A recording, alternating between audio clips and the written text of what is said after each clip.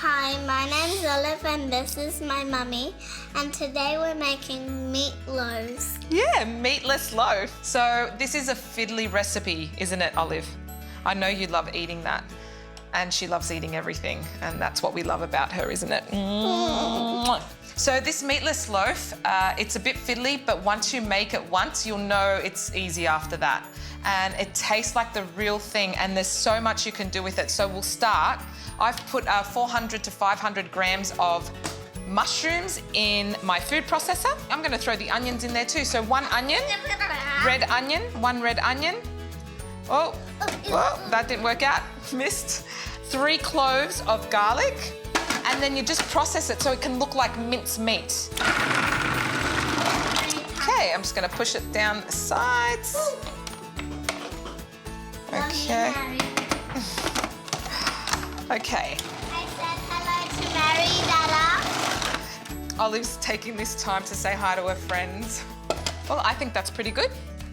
And 1 tablespoon of olive oil in the pan. Oh.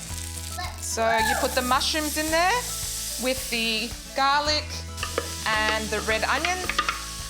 And you're going to cook this out as if, look at that, doesn't it look like minced meat? And I'm also going to throw in the celery, which has been diced, and cook it out together. And see this, how full it is? It's going to become half of this. It'll shrink, but it's going to taste amazing. I also like putting the salt in while I'm cooking this. So it calls for half a teaspoon. This is just 1/4 of a spoon, so I'm going to put 2 in there. So half a teaspoon, or actually, could put a little bit more to flavour it. So we're letting that cook out, and while I'm cooking that out, I'm going to put the rest of the ingredients in a bowl. We have flaxseed egg, which is, this one is 2.5 tablespoons of ground flaxseed. And oats. And oats, yes, with water. So it becomes like a gel consistency. Let me see if I can remember all these ingredients. So this is 1 cup of ground walnuts, 2/3 of a cup of breadcrumbs.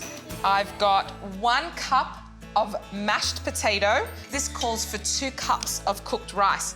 The rice will make it stick together really well, and it fills it out, makes it very filling. I've got 2 tablespoons of arrowroot. That'll just thicken it. And here I've got 1 tablespoon of Worcestershire sauce. And in this little ramekin, I'm going to put the Worcestershire sauce in there in just a second. So here we go. And I'm going to mix it in, and in here I've got 3 tablespoons of tomato paste. I've got 1.5 tablespoons of each herb, so I think it's thyme, parsley, 1 tablespoon of rosemary. The rosemary is just a little bit less, I think. And 1 tablespoon of sage, or teaspoon, sorry, I said tablespoon. And then I throw it in the bowl as well. Our mushrooms are nearly ready. Not much water coming out anymore, they're drying up. And I'm going to put that in there. And then you mix it all through to make sure you combine it really well. And you're not going to use oats. Oh, the oats! Olive remembered. I forgot to put the oats in there. Okay, so we'll put the oats in there. So I think it's also... Oh, I think it's 3/4 of a cup of oats. Yeah, using your hands is really going to combine it much better.